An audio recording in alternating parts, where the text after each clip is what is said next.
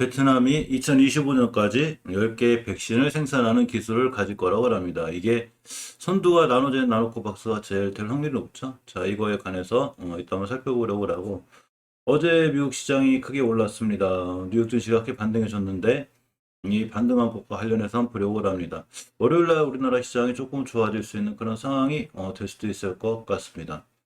엘살바도르에서 이 화산으로 다 비트코인을 채굴 한다네요. 그래서 신기해서 이 기사도 한번 살펴보려고 하고, 또 하나 이 잠재력이 엄청 큰 건기시장 규모의 우리 HLB 그룹이 뛰어들었습니다. HLB 그룹은 전체적으로 이 HLB 그 하나만 좀 좋은 호재에 반응을 해도 HLB 전체적으로 상황이 좋기 때문에 이러한 상황들에 관해서 보려고 합니다.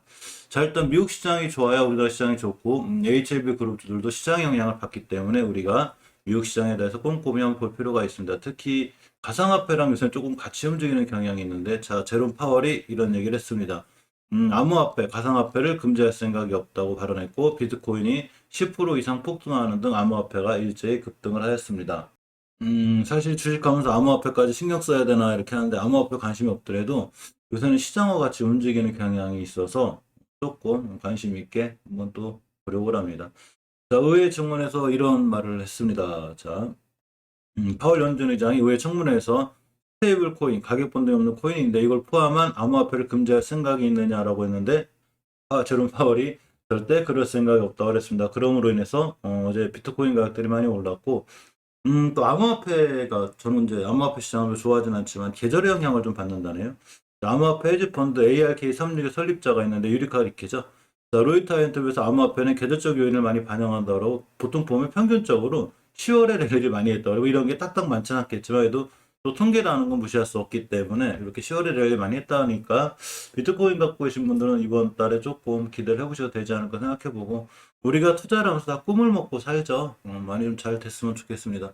이게 올라갔죠? 이게 오늘 아침 기사인데 전북보이 9%, 9%대 뭐 이런 10%대 좀 떨어지는 거 있긴 해도 그 전체적으로 크게 다 빨갛게 월요일에 우리 주식시장들 이렇게 됐으면 좋겠고, HLB 그룹주들도 좀 저렇게 빨갛게 불이 들어왔으면 좋겠습니다. 뉴욕 증시가 반등했죠. 자, 다우 산업이 1.43%, 나스닥 0.82%, S&P 500이 1.15% 올랐는데 뉴욕 증시 우리나라 시장에 큰 영향을 주죠. 저번 주 목요일 날 미국 시장이 크게 무너지면서 우리나라 시장이 금요일 엄청나게 조정을 거쳤기 때문에 굉장히 힘든 하루가 되었습니다.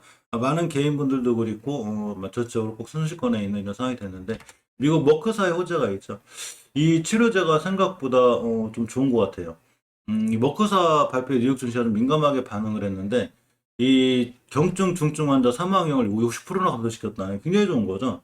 그러면서 이제 이 주가가 머크사 8.8%대 이상 올라갔는데, 이에 따라서 이제 이 위드 코로나 관련주로 돼 있는 여행 관련주가 많이 올랐죠, 미국에서. 우리나라 여행 주식들도 아마 월요일은 조금 좋지 않을까라는 생각이 듭니다. 머크발 호재죠. 사우스웨스트 항공, JP모건 투자 의견이 상향 조정됐고 5.68%, 델타 항공, 아메리카 항공도 6%, 5%, 카니발, 노르웨이, 크루즈 각각 4%, 5.9, 3.79% 여행주가 다 올랐기 때문에 우리나라 시장에 특히 여행주 관련 좋을 것 같고, 특히나 여행주랑 꼭 같이 움직이는 분이 있다면 그건 바로 카지노 관련주죠. 물론 이 지금 그 약간 해외에서 카지노에 관련된 규제들이 좀 많이 나오고 있죠. 마카오죠. 있긴 하지만 별개로 우리나라 카지노들 좀 좋지 않을까 생각해 봐서 저 예전 영상에서 한번 제가 카지노 관련주 찍어드린 적이 있어요. 그래서 내일쯤 한번, 아니 이따 오후에라도 HLB 한 번 더 점검하면서 살펴볼 수 있으면 하도록 하겠습니다. 거꾸로 백신주가 약세인데, 모더나가 11% 급락했죠.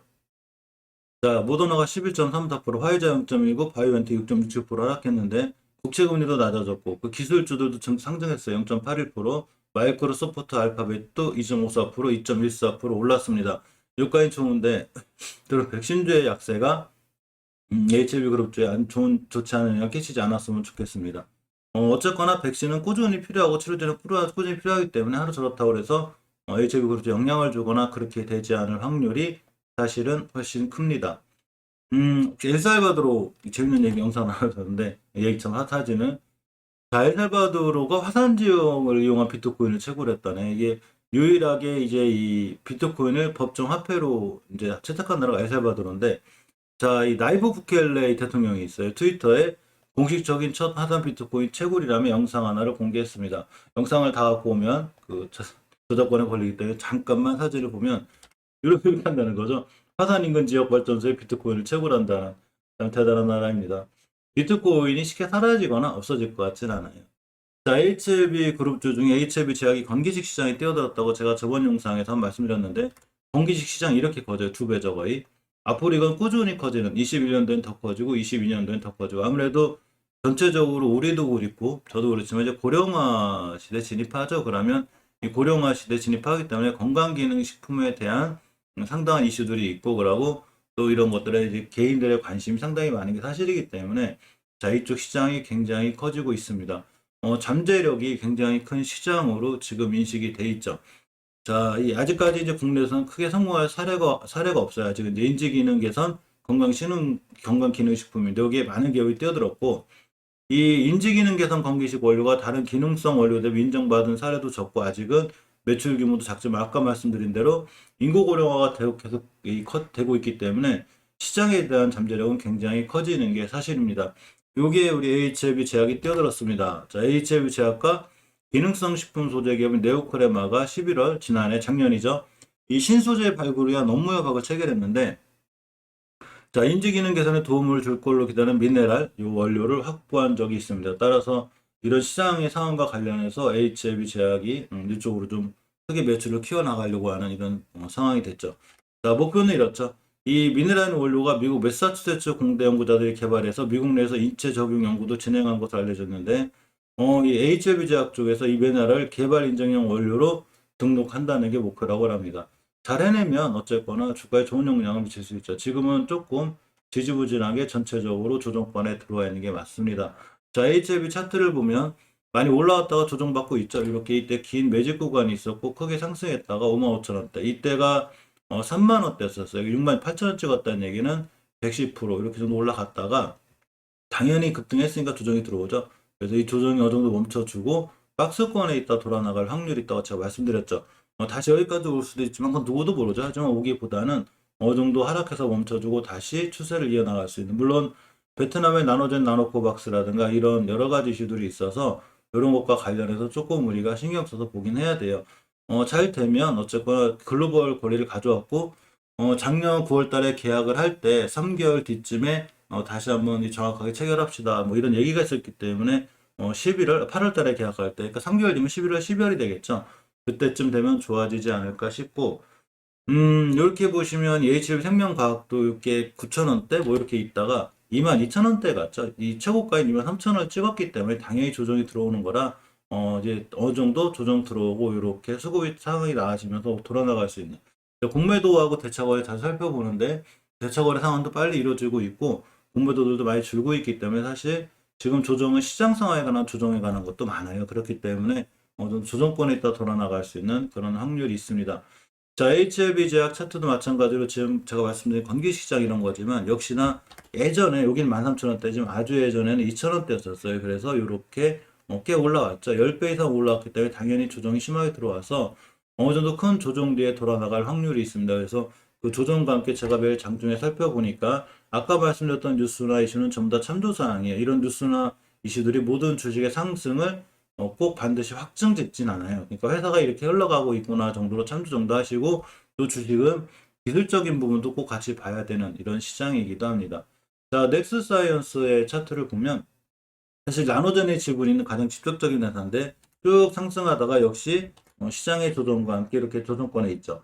예전에 이 친구 3,000원대 주식이었었는데 이렇게 35,000, 10배 올라갔죠. HL 제약전은. 그러니까 당연히 조정이 들어오기 때문에 어느 정도 멈추고 조정이 들어올 때 멈추고 다시 옆으로 갔다가 안정감을 찾아내 돌아나갈 확률이 굉장히 크고, 나노젠 나노코박스에 관련해서 한 번 더 움직일 수 있지 않을까 이렇게 생각해 봅니다. 아까 말씀드린 대로 이 베트남이 백신을 10개의 백신을 생산하는 기술을 가질 거라고 합니다. 2030년까지 15종류의 백신을 생산하는 기술을 습득하고 최소 5종류의 백신을 생산한다는 목표를 썼는데, 여기서 1등이 제가 생각할 때는 나노젠 나노코박스가 제일 될 확률이 높고, 관계사가 HLB가 돼버렸죠. 즉 지분이 10%인 넥스트 사이언스가 있고, 지금 10%인가? 어쨌거나 지분이 있는 걸로 알고 있고, 그리고 또한 HLB 그룹하고 MOU 체결을 해놨기 때문에 상당히 요거는 의미가 있는 얘기가 됩니다. 이 부득담 부총리가 최근 국가 핵심 과학기술 프로그램 2030년까지 인간 사용을 위한 백신연구와 생산을 승인하는 결정에 서명을 했습니다. 따라서 2025년까지 베트남은 10종류의 백신을 생산하는 기술을 습득하고 적어도 3종류의 백신을 생산할 거라고 얘기하죠. 나노젠 나노코박스 올해나 내년까지는 거의 나오지 않을까 흐름이 이렇게 흘러가고 있습니다. 자, 이 총리는 과학기술부에게 프로그램의 추진 여부에 도움을 위한 프로그램 관리원의 설치를 지시했고 보건부는 이 프로그램의 제품으로 백신을 사용하는 연구, 임상시험, 검증 및 인허가에 있어서 조직과 기업에 유리한 조건을 안내하고 조성할 책임이 있다고 얘기했습니다. 이렇게 굿모닝 베트남의 기사를 참조하시면 될 것 같습니다. 자, 어쨌거나 미국 시장이 잘 끝남으로 인해서 우리나라 시장도 조금 좋아졌으면 좋겠습니다. 많은 영향들을 받기 때문에 이렇게 미국 시장이 좀 많이 살아나서 월요일날 조금 기분 좋게 10월달 좀 첫 주를 물론 이제 일이 첫 주죠. 너무 짧죠 이게. 그러니까 좀 깔끔하게 10월 초를 시작했으면 하는 바람입니다.